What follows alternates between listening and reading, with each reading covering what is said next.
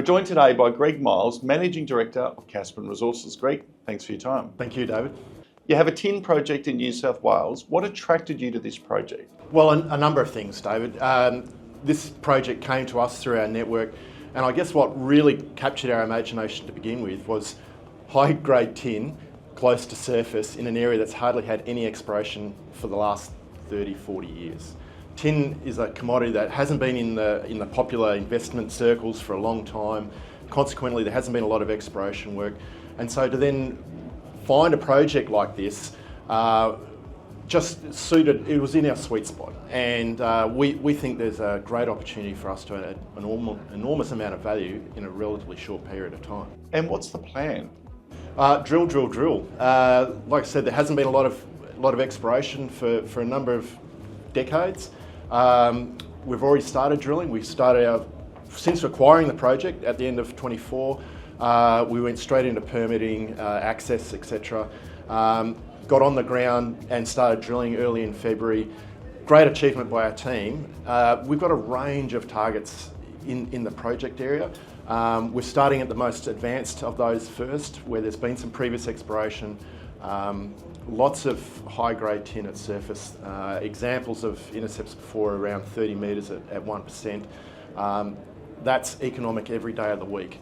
And so that excites us. But at the same time, we recognise that the potential contact horizon for mineralisation could stretch over 40 kilometres. So enormous upside in the project area.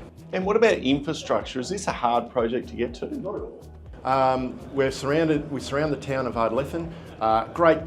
Great small little township, hardy, resilient farming community, excellent roads, rail, power, phone communications, everything. So in terms of logistics, very easy for us to operate. It reminds us of our Yarrawinda Brook project here in Western Australia, actually. So we're used to working in these sort of agricultural communities, and we're thrilled with how it's progressing.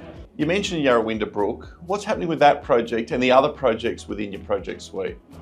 So let's be clear, we're not forgetting about those projects. We think there's still enormous strategic value at both Yarrawinda Brook and Mount Squires. I guess it's a difficult time to go exploring for nickel and PGEs, although we're really rapt with the recent results from Chalice, which I think one day Gonaville will be a mine, and I wouldn't be surprised if there's more repetitions of those deposits elsewhere in the belt. So we still think there's a lot of value at Yarrawinda, and we'll continue to do small amounts of relatively cheap exploration to try and increase that value at Yarrawinda. Likewise at Mount Squires, we've got ASM as an option holder there on the rare earth front. We think that this could be a whole new rare earth province for us out at Mount Squires. And we hope that we can continue to work with them to help progress that. We're open to other opportunities in the nickel and copper space in the Musgrave province. But for the time being, certainly 2026, it's all about the Baigu Tin project. All about tin, all about value. Exciting times ahead for Caspin and its shareholders. Greg, thanks for your time. Thank you, David.